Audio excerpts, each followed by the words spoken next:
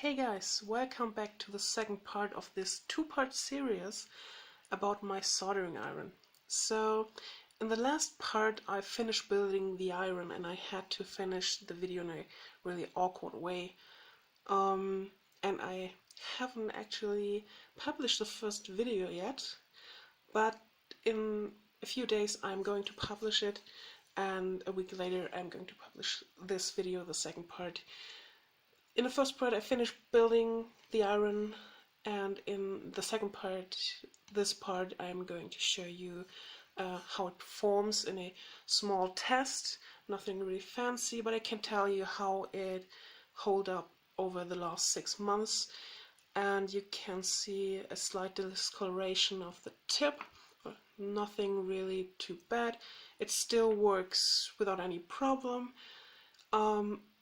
I no longer have any concerns about the temperature in the enclosure. The power supply I built into the iron is not for a completely closed up enclosure, but the module, or the iron rather, only pulls about 84 watts maximum power, which means with a 24 volt power supply, maximum 2.5 amps. Even these thin cables should hold up pretty good. We will take a look inside. I think that's the first thing we are gonna do. Take a look inside, see if everything is still fine after 6 months. It should be. I don't expect any damage. And then we will power it on. The thing is, I already did this second video right after I finished it, but I thought this is a little, oops, sorry guys, this is a little bit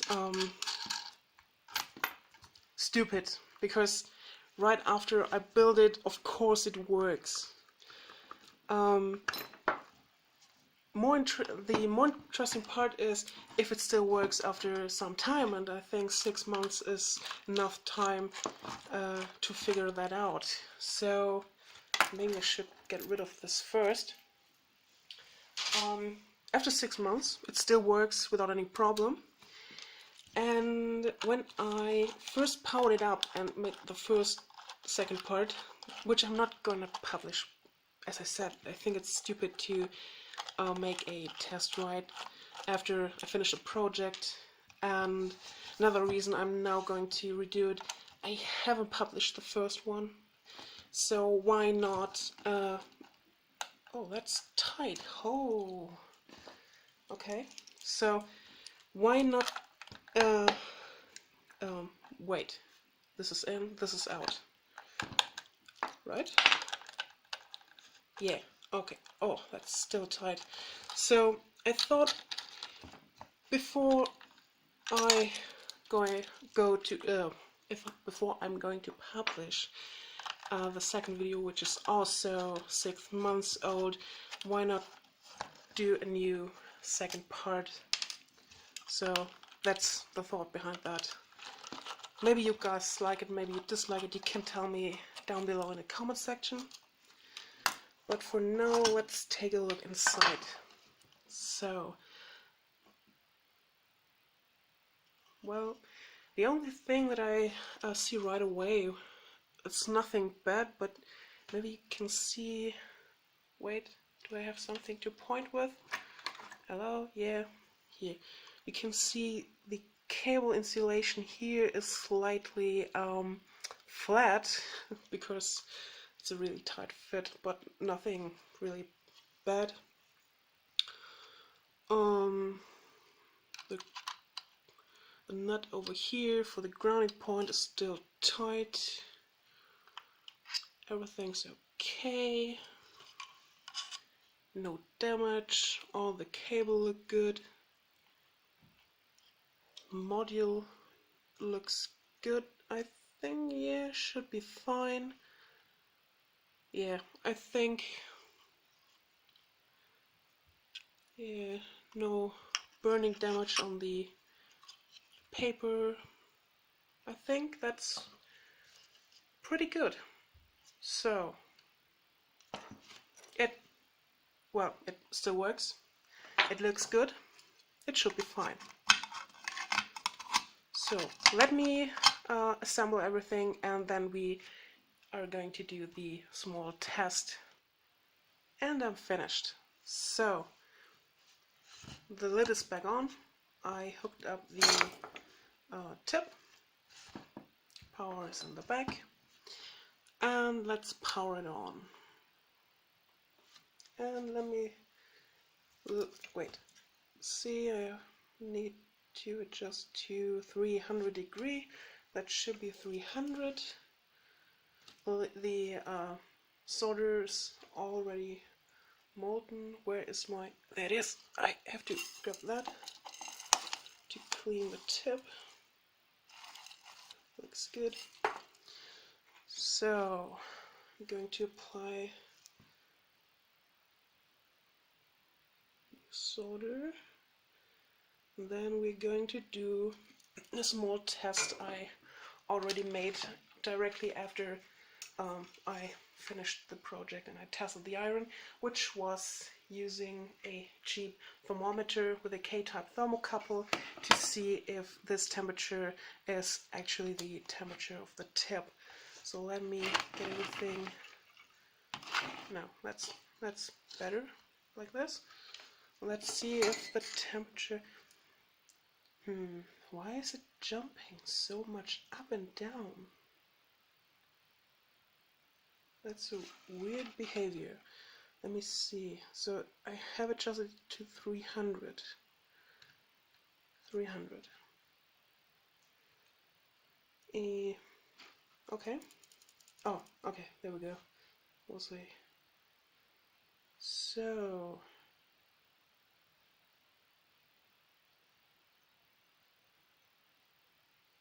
no, that can't be right.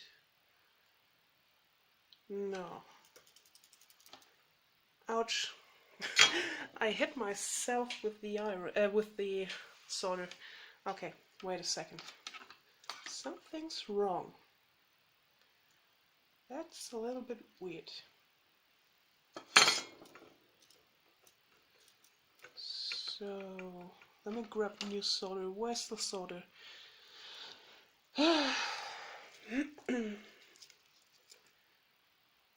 Okay, new solder applied. Temperature should be at 300. And we are not at 300.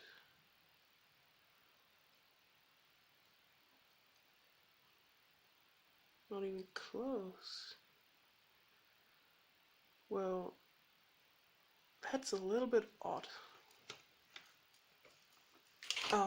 Oh, sorry guys. I keep bumping into the camera again and again and again.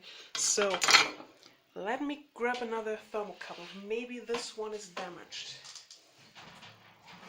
I don't think so, but this is not like the iron normally behaves. I mean, it jumps up and down. I don't know why. So let me get the other thermocouple. And did I plug it in wrong? No, it was right. It was okay. So next try should be at 300. And well, it is. The thermocouple is damaged. Yeah, that's pretty close. I mean, I set it to 300 and it's 310, 14, 15. Yeah, I think that's as close as it was when I originally tested it. So I think the thermocouple is damaged. That's a little bit weird. Let me see this again. It's correctly plugged in. And oops. No, wait. that's right. What have I done? No, that's not right. What in the world am I doing? No, that's not right. I think the thermocouple is damaged, so I'm going to throw this away. I mean,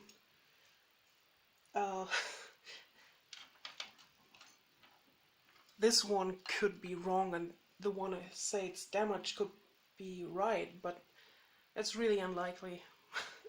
I don't remember which of them I originally used in the first test, but I don't think that the module is damaged.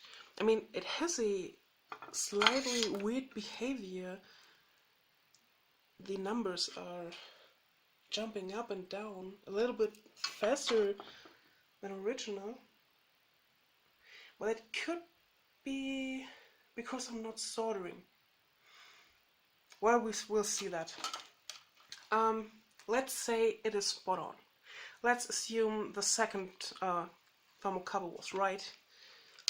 It was pretty close, within 10 degrees C. That's just as it was when I first tested it. So let me set this a little bit different. Get a little bit closer, and my small test, which I have to adjust the can you see that? The small things. Let me do it like this.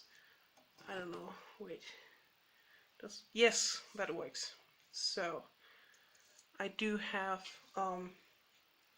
an 8-dip chip, and I can show this really fast. I got a NE555 and some pins which I want to solder onto this perf board and connect all the legs to the pins. Nothing really special, but something I wanted to do. Let's prepare the board. I need some alcohol and an old toothbrush, just cleaning it really fast. That's okay. A little, oh wait, the iron is in the way, so a little bit of flux.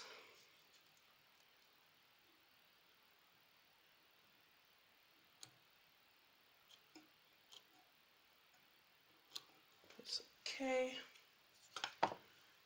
And solder.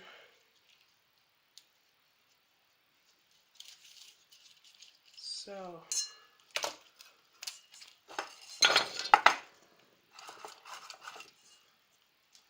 let's see if I can get close enough so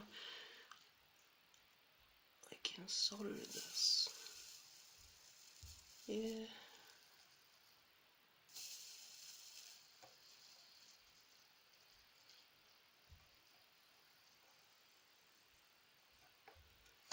Well,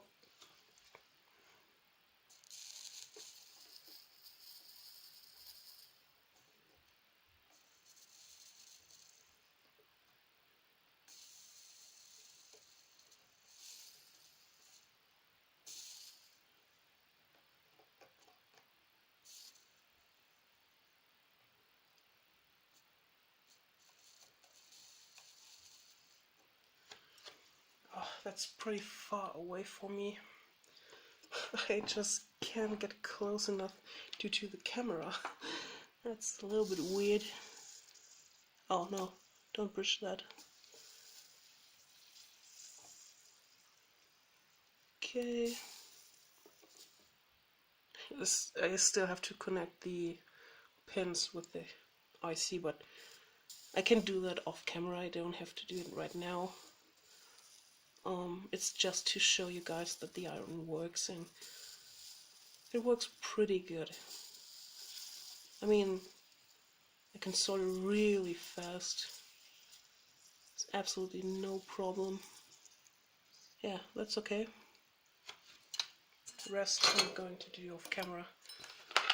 So it works. The only thing left to do is to connect these things to the pins, but that's a bit more difficult. So I'm going to do that off camera. I mean, this is not really an interesting project, it's just to show that the iron does indeed work. And I wasn't really paying attention if the iron numbers, if they jumped. Let's test it. Let's take a look at the numbers.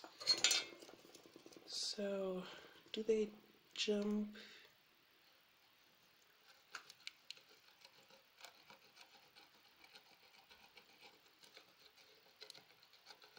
Yeah, they do jump quite a bit.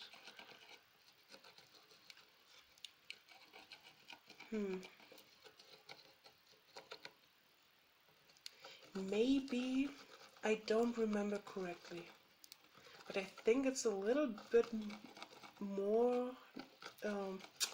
than it was originally. But honestly, the iron works, and I do trust the other thermocouple more than the one that I think that is broken. So I would say it still works, no problem. I mean, these are only the numbers the controller says is the current temperature. But I mean, the other thermocouple showed a temperature below 300, the other one 310 degrees C, so I trust the 310 degrees C more.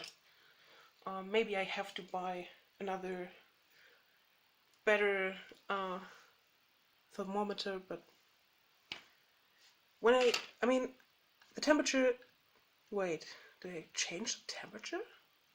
No. It is set to 300.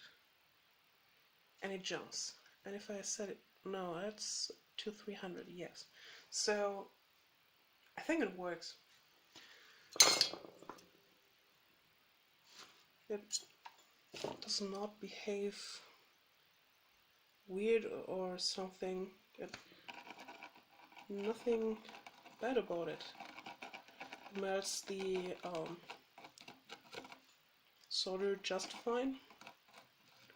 Even at 300. I mean, other irons you have to set the temperature to 350 or even higher. And I mean, I can set the temperature to 200. Let's get a little bit solder on the tip. Let's wait a moment till it should hit 200 degrees C, and we'll still get the solder to melt, which is unthinkable with other irons. So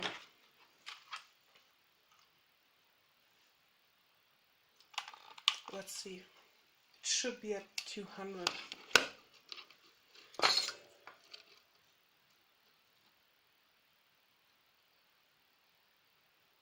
Yeah, that's what it says it is. Yeah, that's pretty close. So 200 degrees C. Solder. Oops. There we go. And it still melts. Yeah, no problem. Obviously not a good temperature to solder components to board. So that's a little too low. It takes too much time to heat up the component and the pad, so the solder sticks probably to everything. I think 300 degrees C is a good temperature for soldering, and it works fine. I mean, you guys can see there's absolutely no problem. Oh, that's quite hot. Yeah. It works. It still works after 6 months, no problem. That's pretty much, the solder looks the same, it performs the same as it did 6 months ago. So I don't think that there's anything weird think there's nothing. Let me see. Yeah, the solder joints. I mean, they don't look really good, but that's just me not being really an expert in soldering. But the solder looks okay. I mean, the solder over here has the glaze it should have. This one is a little bit weird, but it's not about the iron, it's about me not applying enough heat, or maybe too much heat. I'm not sure. I can't tell you when it was too much heat, when it was too little. But these are quite good. They are really shiny. They're supposed to be like that. So honestly, I love this iron. I really like this iron. Love it is a little bit too far, but it's really good for the price. I mean, what was it? The module with the handle is $20. The power supply is $8, and the enclosure another $10.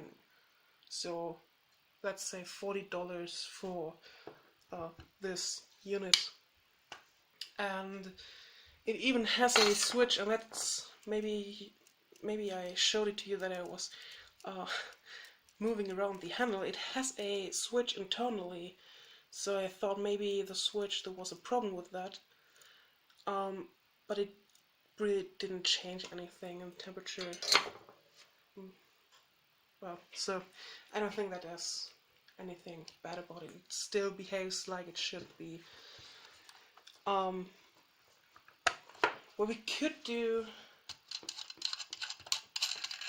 I just thought about that, is to wrap up this project. Let's take a look inside of the handle. I mean, this is another thing I had to assemble myself. I don't think anything happens in there, so that's not really interesting, but we could take a look in here. So to finish the project once and for all. But the tip is quite hot, so I need some pliers.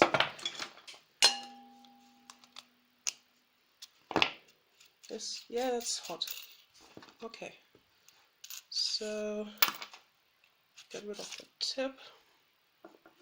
Oh, I just touched my hand with the tip. That was a close one. So this is the handle, and these are the connections I had to solder. And this is the switch.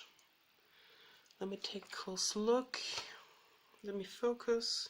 I can't see too much because there's this heat resistant tape, but the cables, all these solder joints, they look okay. There's nothing. Yeah, that looks okay. I mean, oops. And again, I just got out of the window. So yeah, I mean, I had to do these solder joints with my old soldering iron, which is a shit iron. So yeah, they don't look really good, but I mean, in the sense of they are not pretty, but they're okay. It works. I'm happy. It's completely worth the $40.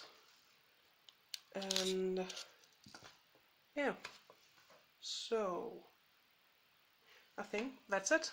I hope you enjoyed it. If you have any questions to this project, leave a comment down below.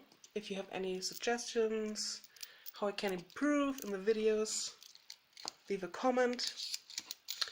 And other than that, if you like the video, please like it. Oh, that's hot. And I just burned myself. So, if you like the video and me burning myself, please leave a like. If you don't, then, well, dislike it and tell me what you didn't like about the video, and I hope I see you next time. Bye!